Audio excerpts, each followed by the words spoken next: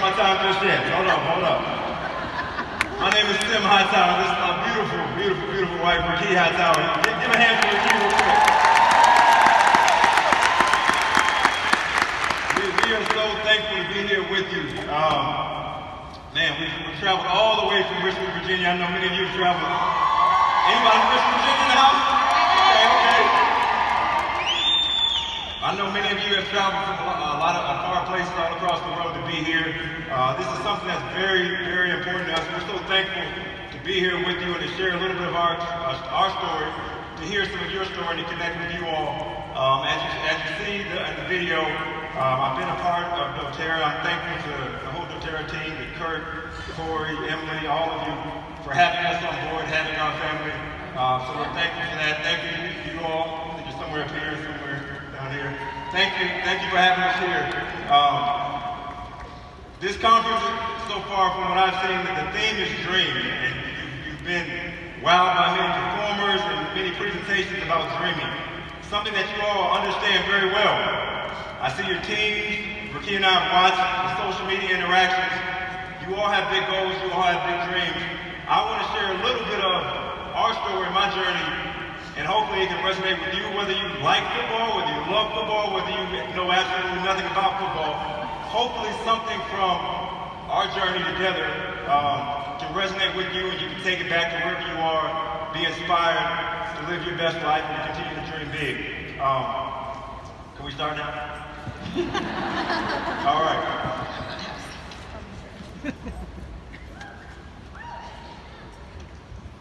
This first,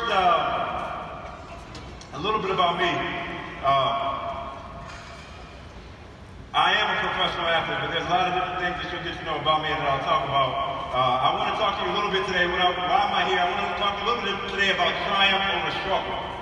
About triumph over struggle. So I'm going to share a little bit about, again, my journey, my background, but also a lot of people ask, how in the world did you make it back to the NFL after being out for 4 years? The average NFL career is only 2.5 years. So I missed almost 4 years with an injury, but I was able to come back. And to me, there are some key components that I attribute to, and I'm very thankful, and that have become a part of my life and who I am today. Who am I? As you see, I'm a husband, I'm a father. You saw my 2 kids in the video. I'm a son, a brother, a friend, a lot of different things.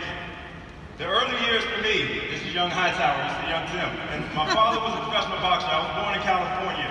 Okay, all my Californians out there.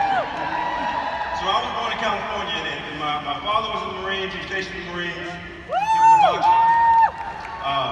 I would see him. I didn't understand a lot of what he was doing being a young kid, but I would see him. He would get up every morning.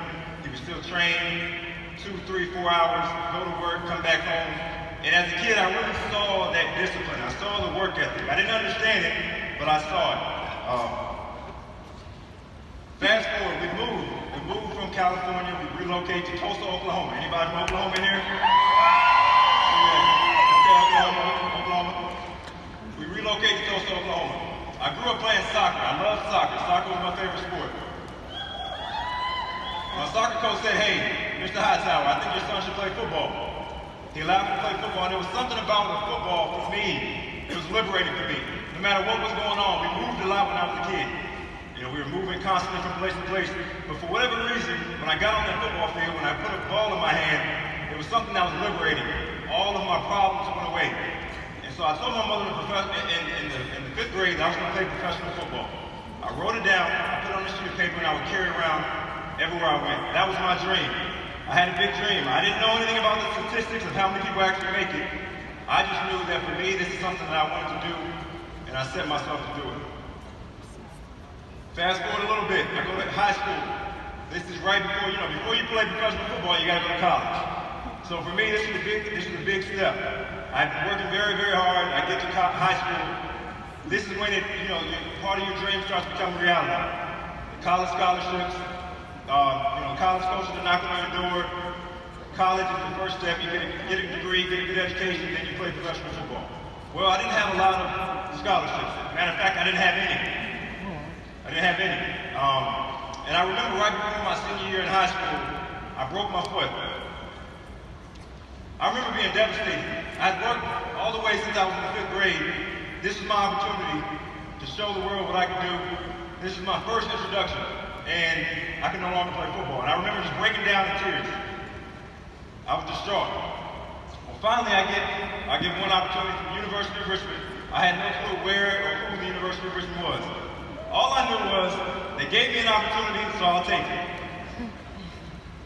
The first thing I did when I got to college, I remember taking out paper and writing goals and putting them all around my room. I beat my roommate there, so I claimed my bed, I claimed my side, and I just remember putting goals everywhere. I wanted to graduate with this degree. I wanted to become the all-time leading rusher. I wanted to make the NFL. All of these different goals. I put it in my locker. The upperclassmen, who is this young guy? Who does he think he is? With these lofty goals. They would soon find out. Getting drafted was a dream come true. Then getting a chance that first year to play in the Super Bowl, what I had envisioned since I was a little kid. And at that point, I thought my purpose was to get to the NFL, make a lot of money, and I'd be set forever. I didn't know what would come. He is in bed, and you see the left knee go out. He's already hopping up on it, grabbing it. And the crowd here applauding. So what do you do now when you're being told you may never play football again? What do you do when everything that you prepared for is gone? It flashes in front of you. What do you do? I remember sitting in that hospital bed, just tears flooding my eyes. And I remember thinking about the conversation with Mother telling me, nothing can stop a man with purpose. Some be purpose driven. So after I wiped my tears, I closed my eyes, I took out a pen, and I began to write. I knew I must redefine my purpose. My life was different, things changed, but the process was the same. I made a promise to myself that not only would I come back stronger, but that I would use my experiences, my story, to impact the lives of many and to challenge others to never give up, to find their purpose.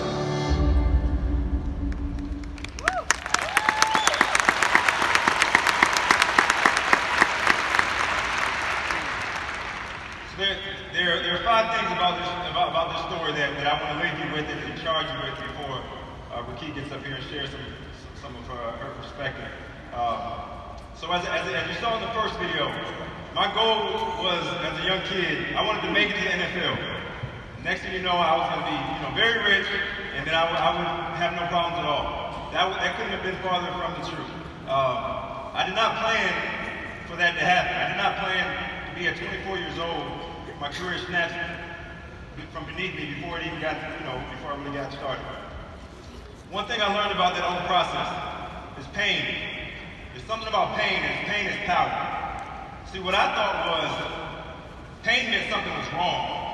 Pain meant something was wrong with me, that I messed up, that I did something wrong, that I wasn't good enough. Maybe it wasn't meant to be. Maybe I wasn't meant to be.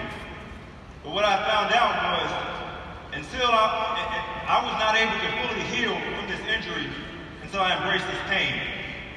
Until I recognized where I was, this is what happened. And it's not about what happened to me, it's about what am I going to do about what happened.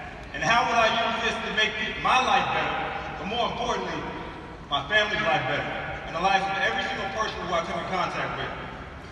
So the first thing I learned is to embrace my pain. We all have it. But I learned to embrace my pain and to find out how can I use it to make this world a better place. The next thing I learned about purpose is passion. Why do I say that? For me, what drove me after I was able to get through this pain, this emotional, this physical pain, I was able to re-identify a purpose. I thought at that point in time my purpose was to do one thing, but now that purpose had to be redefined. I had to find what was it about this journey, what was going to get me up every single day, what was going to give me life every single day, what was I going to commit myself to, I was going to dedicate myself to. Why is that so important? Because sometimes I just looked up, I was sitting in that hospital bed, and I found myself drifting. I found myself thinking, man, how am I going to ever get through this? But as soon as I re-identified purpose, and I gave my life direction, I sat there with my wife and I wrote down every single goal again, just like I did when I was a little kid. You've all been hearing about dreaming like when you were a kid. When you were a kid, you were ambitious. There was nothing that was impossible for you. But for whatever reason, when pain happens to us, it silences our dreams. So purpose gives you the ability to dream again like a kid. That's why purpose was important to me. Always understanding your purpose and having that purpose for everything that you do. Third thing, people. You clearly understand that with all of the teams. I love it. We were in the hotel and I saw the teams, I saw the excitement. You learn that. It took me a while to learn that. Because see, being in a competitive sport, I'm so competitive against everyone. I'm taught that I gotta compete. I have to be better. I have to outdo it. I have to outperform. And so now all of a sudden, who am I gonna compete with when I'm laying in a hospital bed? Who am I going to compete with when I meet with doctor after doctor after doctor and tell me your career is over with? It's done. No more. Your career is done. I have nobody to compete with. But what I also found out is it's not about me. I needed people. Yeah, Tim, you can run fast, you can jump high, but guess what? You still need people. You need a wife. You need a community. You need family. You need people who are going to pour into your life, who are going to challenge you to grow. And you need to pour into their life and challenge them to grow. I learned the power of people. When I was sitting there, after year 2, after year 3, and I said, I can't take this anymore, I quit, I'm done. It was this woman right here. This woman right here looked at me and said, I can be a little stubborn, but she said, you know what, after you wipe your tears, after you get through that, we're gonna finish this journey together. Because that's not what you said. That's not what you said that you would do. I needed people who are going to look me in the eye and say, I know who you are, and I know how you're feeling, but I'm going to hold your hand, and we're going to get there together. I needed that. People. Persistence. We hear this term thrown around so loosely about being persistent. Studies have actually found out one of the number one things that we can pass on to our kids is resilience, the trait of resilience, right? How much do we prepare for goals, we prepare for our lofty ambitions, but do we prepare for failure? Do any of us in here expect to fail? No, we shouldn't. But one thing that we all have to understand is that we all have to be persistent. That no matter what we accomplish, if I were to tell you, if someone were to tell me, okay, Tim, what is your goal? Okay, you want to be a professional football player, that's great. And then they flashed in front of me the next 10, 15 years, you were going to endure this type of pain, this type of loss. You were going to lose everything, but then you would finally make it. Would you still want it? Would you still want it? Think about it real quick. Think about all the goals and the lofty ambitions you have. If I were to flash every one of your goals across the screen, and I were to be able to play out 5, 10, 15 years, just all of the heartache and the pain that you would endure, would you still travel that journey?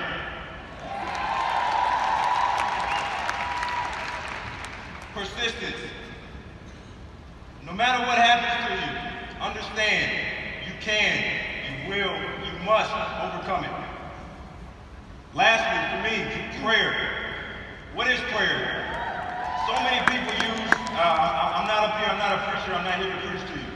But for me, there's no way I can share a journey without this. Because you know what? When I didn't have family at times, and sometimes it was just me. At 3 o'clock in the morning, I couldn't sleep. I had the thoughts in my mind. I had my conversations, my prayer with God. You know what? God help me. I don't know what's going on, but I need help.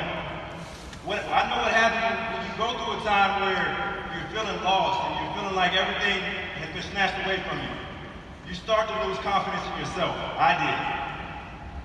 The young boy who had lofty dreams and ambitions, before I met anybody, I believed in myself. I believed there was something guiding me on the inside of me.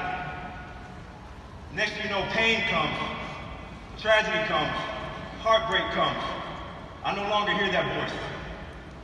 So prayer for me was something I had to reintroduce myself to myself.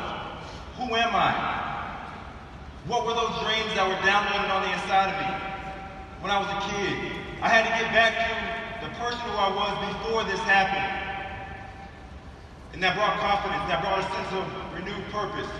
So I encourage you all today, whether why does all that matter to you?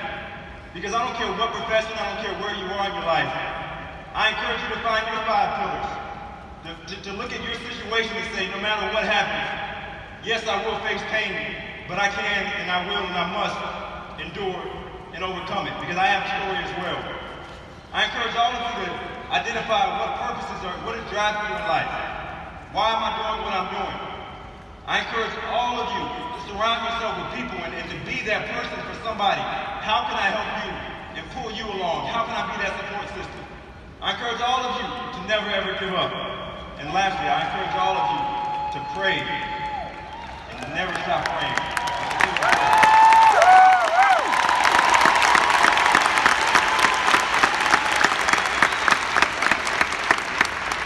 Wow, I mean, that was incredible. Follow behind this guy. So again, like you said before, I'm Rikki, and I am as well a mom of 2. We have a 4-year-old and a 2-year-old, and they are a handful. Let me tell you, a handful. They are funny, and we have so much fun with them. So, I do want to discuss how we get over and get through things that we go through in life, how our journey. Tim, he has his external scars, and through that, he has such an incredible story that is able to reach so many people.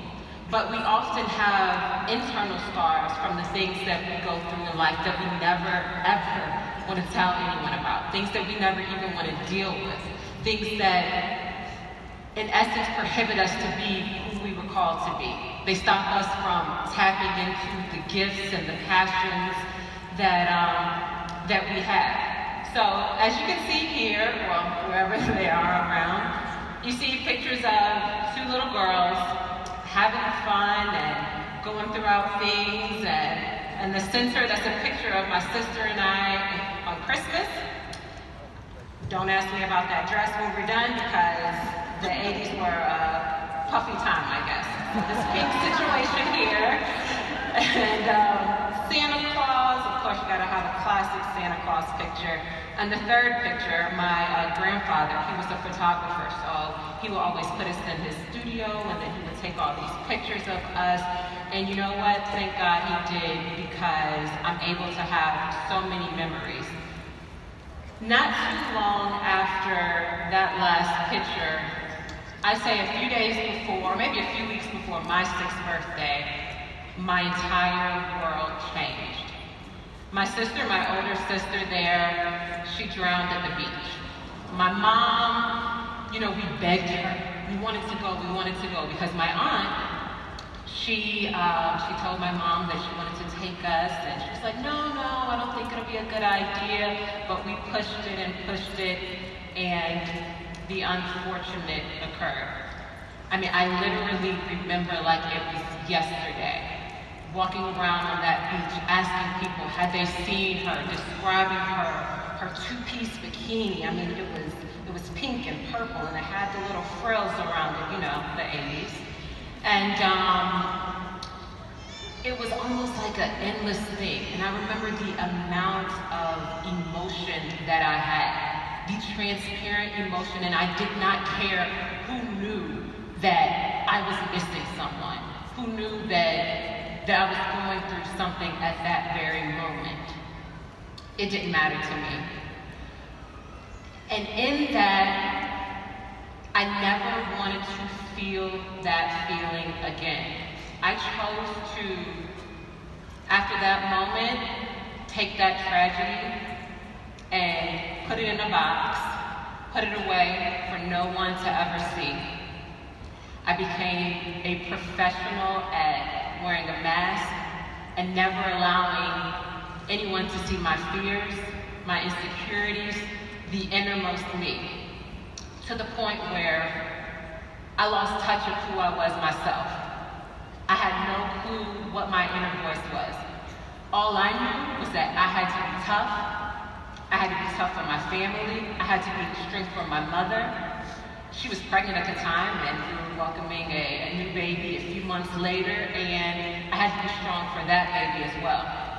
Because my mom, going through what she had and losing her oldest daughter, her firstborn, she needed someone tough around her. She needed someone to protect not only her, but to protect our entire family. So, like I said, I became a pro at wearing a mask and, just never allowing anyone to know what I wanted to do. I was secretly this art student. I was in the drama club. I was a thespian, but I never let anyone really know that. My friends, they secretly knew it, but everyone else, they needed to know me as someone who played sports and who was athletic and someone who never backed down to anyone. I became so caught up with this that I didn't realize the importance in connection and connecting with other people. I didn't realize that who I was and the things that I went through would bring me closer to other people. I didn't realize the importance of our journey and the story that it told. Eventually, in wanting to find my own voice, I started to really, really pay attention to people.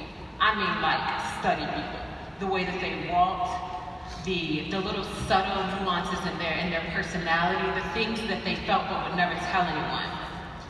And I wanted to understand why people did what they did, why people couldn't say what they wanted to say, and why people felt what they felt but never wanted to share it with anyone. And then what I noticed is that in this, we isolated ourselves from the world.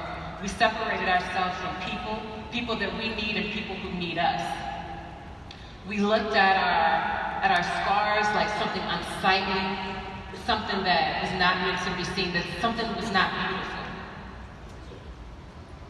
And in that, as Tim said, there is triumph over pain. There is beauty in struggle. There's something that strengthens every one of us, and that is our story and the things that we go through. So I ran across this amazing article in the New York Times, and it had this beautiful picture with it. An artist by Mary Lennox.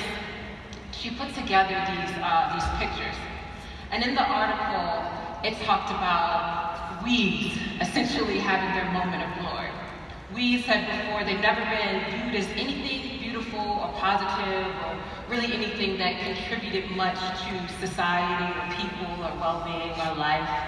And then I thought, oh man, wow, that's exactly how we view tragedy and scars and things that we just want to bury away. We want to dig it up and, it's not pretty. It's not suited for a bouquet. It's not suited to be presented to people.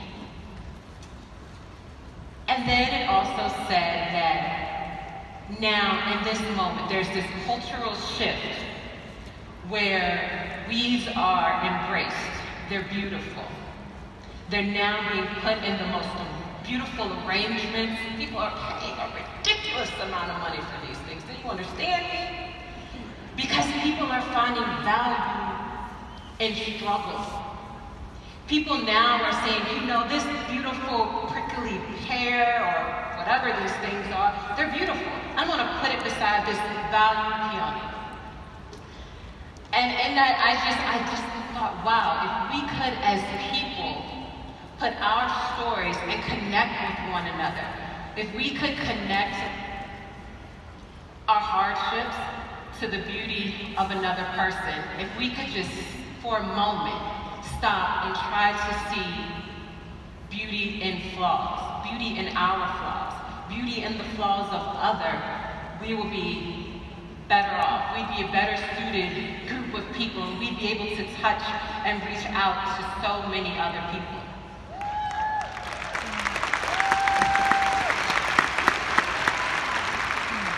So in that, I allowed what people told me or what people made me feel, that when we go through things that we need to be tough, that we need not show any emotion, that we need to isolate that, get over it, and move past it.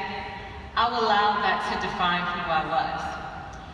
Growing up, I wanted to be the center of attention, always dancing around. Everybody had to see me, me, me. Me and my sister, we competed in that nature. And then I convinced myself, no, you're better suited in the background. No one really needs to hear what you have to say. No one really cares what you have to say. No one wants to see you. People only want to look at you, say, oh, you're a pretty face, but they don't care what's inside you. I allow what society deemed as beautiful to make me feel slightly uncomfortable. So I just wanted to sit back. And so I want to leave you with this, to never allow yourself to be defined by someone else's opinion of you. To get in touch with who you are, because your gifts, they will be revealed to you based on how you accept you, how you accept your past, and how you accept the things that you've been through. Your dreams, they'll be revealed to you like never before once you get in contact with you and that inner voice in you and understand who you are and what you're meant to do on this earth. I also want to challenge you guys to understand better what your story is. So just maybe take some time today and reflect and think about the things that may have happened to you that caused you to change who you were, to silence your voice, to hide your story. Maybe even if a person told you you weren't valuable, that your story wasn't incredible, that your product wasn't worthy. Think about those things in that time and be empowered by those moments.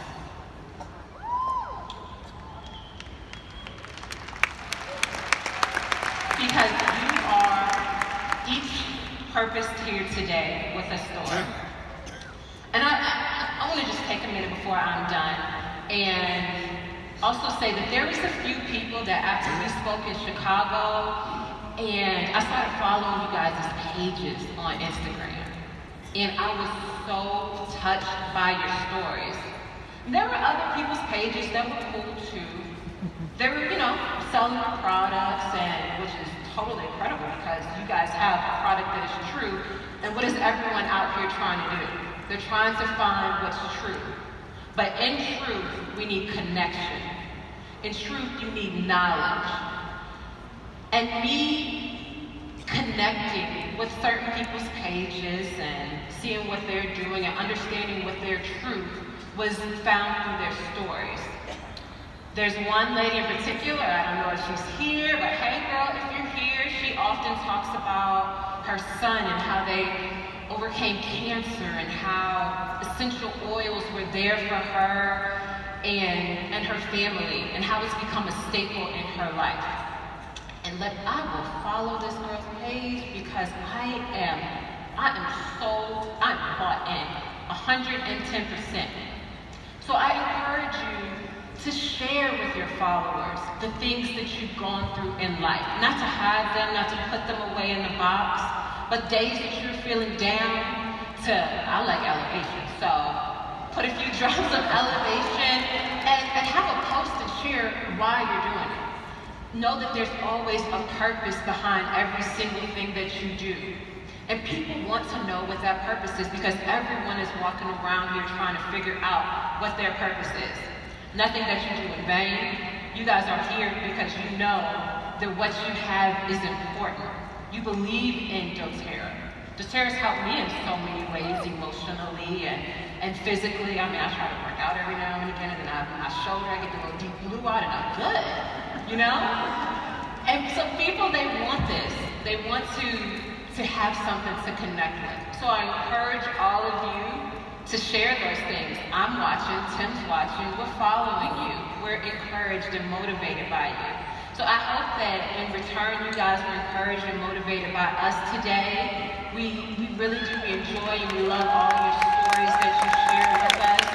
And just like how those wonderful arrangements that was made by Mary Lennox and all of these beautiful bouquets and arrangements that we see in stores together, know that that's how we're meant to fit in as a society and as a culture. That people look in different ways, doing different things. They're meant to fit into something, whether it's a vase or whether it's a garden in front, but we're meant to live and coexist together and share our beauty and connect with one another.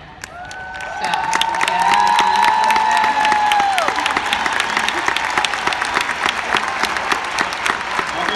Yeah, I thought I would never do this because I'm the shy one. I wouldn't even take pictures with this guy. Oh, sorry. Thank you all for having us here, Kirk, Emily, the whole dōTERRA crew. Thank you all for having us. I want to leave with this last quote. I can do things that you cannot do. You can do things that I cannot do. Together we can do great things. I hope that you take this back to